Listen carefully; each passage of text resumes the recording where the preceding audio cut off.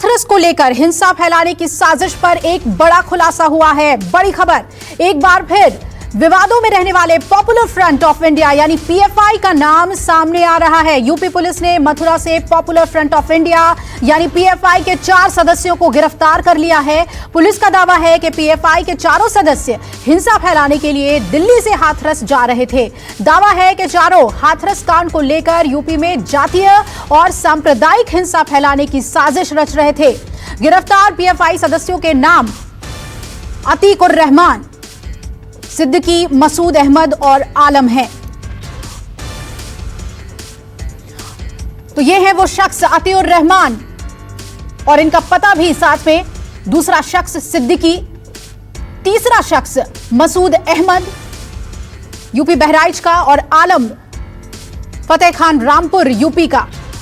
इन 4 लोगों को गिरफ्तार कर लिया गया है। यूपी में एक बड़े दंगे की साजिश को फेल किया है यूपी सरकार ने। वक्त रहते ही जो इनपुट उन्हें मिला, जो जानकारी मिली, उसके आधार पर इन चारों की गिरफ्तारी को यूपी सरकार बेहद अहम मान रही है।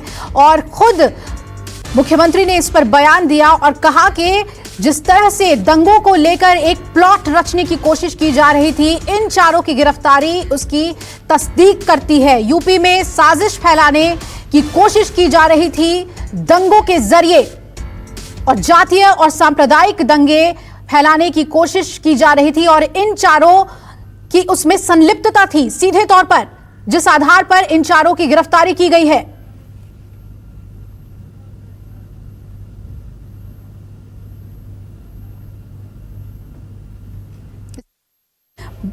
बड़ी खबर आपको बता दें कि उत्तर प्रदेश में सांप्रदायिक और जातीय दंगे फैलाने की कोशिश थी, जिसमें 4 लोगों को गिरफ्तार किया गया है। इस मामले पर खुद मुख्यमंत्री ने बयान दिया और कहा कि दंगा भड़काने की साजिश हुई है और साजिश करने वालों पर यूपी सरकार बड़ी कार्रवाई करेगी।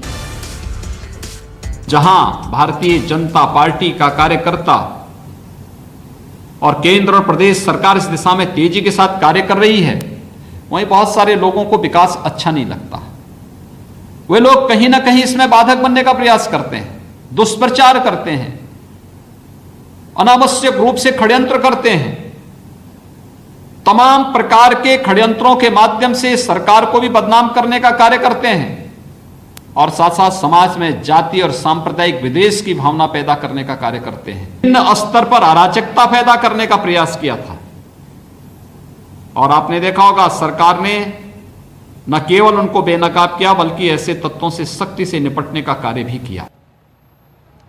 देखिए, मुख्यमंत्री योगी आदित्यनाथ को आप सभी सुन रहे थे, लगातार उनका बयान न्यूज़ 24 आपको सुना रहा है। न्यूज़ 24 जिस तरीके से सवाल उठा रहा था कि इंसाफ की मांग अब पीछे रह गई है, राजनीति इसमें लगातार हो रही है, लेकिन अब तीसरा एंगल सामने आ गया है जिसका जिक्र मुख्यमंत्री योगी आदित्यनाथ कर रहे हैं कि कुछ लोगों को विकास पसंद नहीं आ रहा है, जिसके चलते यहाँ पर जो न्याय की लड़ाई लड़ रही थी, जो लड़ाई लड़ी जा रही थी हिंदुस्तान की बेटी को इंसाफ दिलाने के लिए, उसके पीछे बड़ी साजिश रची गई। एक बार फिर से उन्होंने अपने बयान में जिक्र किया है और हलफनामा भी सुप्रीम कोर्ट में दायर किया गया, उसमें भी इन्हीं बातों का जिक्र किया है। साथ ही आधी रात को जो अंतिम संस्कार किया गया, उस फैसले को यूपी सरकार सही ठहरा रही है। इस खबर पर सीधे मुझे जाना होगा लखनऊ, जहां पर मेरे सहयोगी अशोक तिवारी लगातार इस खबर को ट्रैक कर रहे हैं। अशोक तिवारी, हम लगातार मुख्यमंत्री योगी आदित्यनाथ को सुन रहे हैं, वो इस बात का जिक्र कर रहे हैं कि कुछ लोगों को विकास नहीं रास आ रहा है, नजर आ रहा है, इसीलिए इस लड़ाई की आड़ में जातीय हिंसा भड़काने की कोशिश की गई है। साथ ही उन्होंने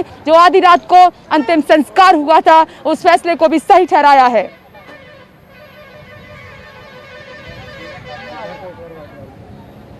देखिए, निश्चित तौर पर आज यूपी सरकार की तरफ से सुप्रीम कोर्ट में जो हलफनामा दाखिल किया गया है, उसमें भी देर रात जो पीड़िता का अंतिम संस्कार किया गया, उसको पूरी तरह से सही ठहराया गया है। सरकार की तरफ से तर्क दिया गया कि कानून व्यवस्था के मद्देनजर ये जो अंतिम संस्कार हुआ, ये पूरी तरह से जायज था।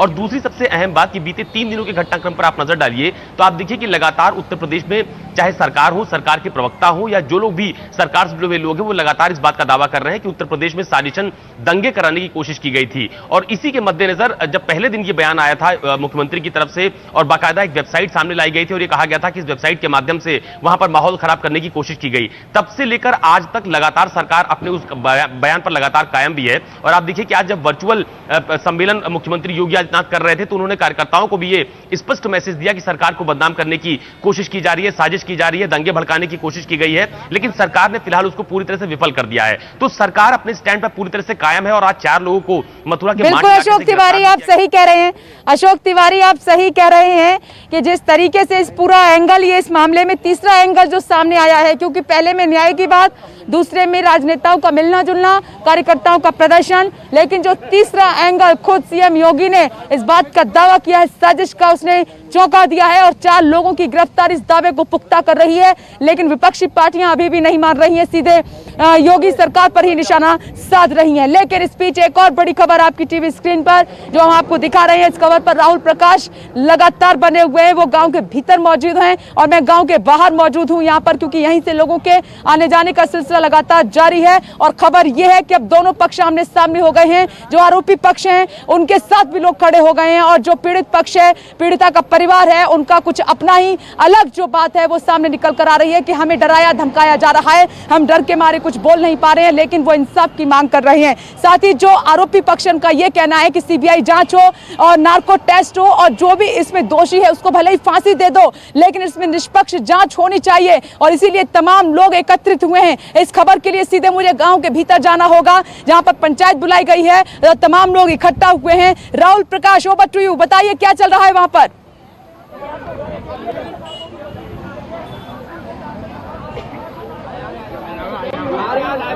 देखिए विपनेश, मैं न्यूज़ 24 की तरफ से सबसे पहले इस गांव में पहुंचा था। हम ही सबसे पहले वो सच दिखाने वाले थे जहां दोनों पक्षों को सुना जा रहा था। आज मैं भगना गांव में मौजूद हूं जहां पूरा गांव इकट्ठा है। यहां ये कहना है कि इंसाफ की बात होनी चाहिए, राजनीति नहीं होनी चाहिए और यही बात कहने के लिए तमाम गांव के युवा, महिला, पुरुष, तमाम लोग यहाँ मौजूद है जिनका यही कहना है कि सिर्फ इंसाफ की बात होनी चाहिए, कोई राजनीति नहीं होनी चाहिए। यही वजह है कि हमने भी वही सच दिखाया था, हमने दोनों पक्षों को सुना था और यही बात है आज तमाम लोग यहाँ मौजूद हैं। सबसे पहले हम यहाँ आए थे, इसी गांव में मौजूद थे, हम गांव के लोगों से ही बात करते हैं। जब हम पहले यहाँ पहुंचे थे, हम इंसाफ की बात कर रहे थे, आप लोग यहाँ मौजूद हैं, आप क्या कह रहे हैं? क्या राजनीति हो रही है? किसको बचाया जा रहा है, किसको फंसाया जा रहा है, क्या कह रहे हैं आप लोग? सर बिल्कुल राजनीति हो ही रही है यहाँ पे। कभी कोई नेता आता है, कभी कोई नेता आता है, कभी कोई कुछ कहता है, कोई न्याय की बात कर ही नहीं रहा है। सीबीआई जांच होनी चाहिए, नार्को टेस्ट होना चाहिए इन सबका, तभी तो पता पड़ेगा कौन आरोपी है कौन नहीं है। मैं एक चीज कहना चाहती हूँ, यहाँ पे जितने भी पॉलिटिक्स से रिलेटेड जितने भी हमारे जो वो हैं नेताजी हैं, चाहे वो प्रियंका वाड्रा हो, चाहे वो राहुल गांधी हो, चाहे वो राजीव दिलेर जी हो, जो भी यहाँ आते हैं वो सब सहानुभूति देखे जाते हैं कि हम आपको न्याय दिलाएंगे, हम आपको न्याय दिलाएंगे। मैं उनसे ये पूछना चाहती हूँ, क्या आपको इस मैटर के बारे में, क्या आपको इस पूरा मैटर को, क्या आपको इस पूरे मैटर के बारे में पूरी जानकारी है कि उस बच्ची के साथ क्या हुआ है, क्या नहीं हुआ है? ना आपने मेडिकल में, आप जब वो बच्ची वहाँ पड़ी थी, ना आप वहाँ एक भी दिन गए। जब वो बच्ची की बॉडी को जलाया गया, ना आप वहाँ पहुँचे। जब बच्ची अपनी जान गंवा देती है तब आप उसके घर पे, वो भी 5 दिन के बाद, 6 दिन के बाद वो बच्ची के डेड बॉडी को जलाने के 10 दिन बाद जब आप वहाँ पे पहुँचते हैं सहानुभूति दिखाने के लिए कि हम चाहते हैं कि आपको न्याय मिले। आप क्या चाहते हैं? आप न्याय चाहते होते हैं, हम ये कह रहे हैं। अब आप न्याय चाहते हो तो आप ये कीजिए ना कि आप सीबीआई जांच जो है उसको कंप्लीट कराइए। देखिए ये भी एक लड़की की आवाज है, ये भी एक बेटी है, एक बहन है, ये भी अपनी आवाज उठा रही है। यानी निष्पक्ष जांच होनी चाहिए, जांच होनी चाहिए, यही आवाज हम उठा रहे हैं। न्यूज़ 24 ही सबसे पहला वो चैनल था जिसने गांव में आके सबसे पहली आवाज उठाई थी और यहाँ पर भी हम सबसे पहले पहुंचे थे और यही वजह है। तमाम गाँव वाले हमारे साथ है। एक तस्वीर दिखा रहा हूँ मैं इस गाँव की, ये गाँव के वही लोग हैं जो आज हमारे साथ खड़े हैं और हमारी बात सुन रहे हैं और हम उनसे पूछ रहे हैं आप और क्या कहेंगे कि क्या आपको लगता है? मेरी सबसे पहले मांग ये है कि जितने भी राजनीतिक संगठन वाले हैं, जितने भी राजनीतिक दल वाले आ रहे हैं, जितने भी विधायक आ रहे हैं, उनको जब तक इस यहाँ पे रोक दिया जाए, जब तक कि जांच पूरी ना हो जाए, वो यहाँ पे अपनी रोटियां सेकने आ रहे हैं, अपनी राजनीतियां करने आ रहे हैं। जब वो यहाँ पे आते हैं तब यहाँ पे दंगा होता है, यहाँ पे डर का माहौल बनाया जा रहा है। हम लोगों के अंदर डर का माहौल है, हम लोग बाजार नहीं जा सकते, हम पढ़ने नहीं जा सकते, बच्चे पढ़ने नहीं जा सकते, हमारे यहाँ का मजदूर बाहर मजदूरी करने नहीं जा सकता। बताइए क्या होगा? क्या राजनीति हो रही है? इस पर क्या हिसाब की बात हो रही है? इसमें सिर्फ जो राजनेता हैं केवल उन्हें अपनी डर्टी पॉलिटिक्स करनी है और उन्हें अपना बैंक बोर्ड तैयार करना है। ना ही उन्हें दोषी से मतलब है, ना ही निर्दोष से मतलब है। जबकि उनको ध्यान देना चाहिए, एक तरफ तो करते हैं कि जात पात है नहीं, हम भी मानते जात पात नहीं है। सभी लोग हम जात पात को नहीं मानते। हमारे गांव का जो समाज है, जो भी सर्व समाज की बेटियां हैं, उनका सम्मान करते हैं, उनका कन्यादान भी करते हैं। बेटी हमारी भी है वो।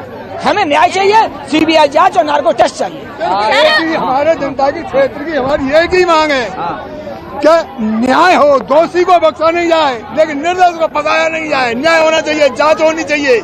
ये लोग नहीं होने दे रहे हैं। सर मेरा नाम शिवांगी सिसोदिया है, मैं ग्रेजुएशन कर रही हूँ। सर ये ओनली इन लोगों ने सत्ता फैलाने के उससे ड्रामा फैला रखा है। ये यहाँ पे जातिवाद हो, ये कुछ नहीं है। हमारा भारत खुद पंथ निरपेक्ष भारत है। इन लोगों ने तो संविधान ही पूरा खराब कर दिया। ये लोग नहीं है, ये क्या है, ये सांसद श्री राजवीर सिंह दिलेर। बिल्कुल बिल्कुल। आप लोग क्या कहेंगे? आज आप लोग इकट्ठे हुए हैं, सारे महिलाएं इकट्ठे हैं, क्या कहेंगे आप? हम यही कहेंगे न्याय मिलना चाहिए। क्या इंसाफ नहीं मिल रहा है क्या? नहीं। नमस्कार, मैं हूं मानक गुप्ता। अगर आपको हमारा ये वीडियो पसंद आया हो तो इसे लाइक और शेयर जरूर करें, और हाँ, हमें सब्सक्राइब और फॉलो करना ना भूलें ताकि आप देश और दुनिया की कोई खबर मिस ना करें। तो जुड़े रहिए हमारे साथ और देखते रहिए News 24।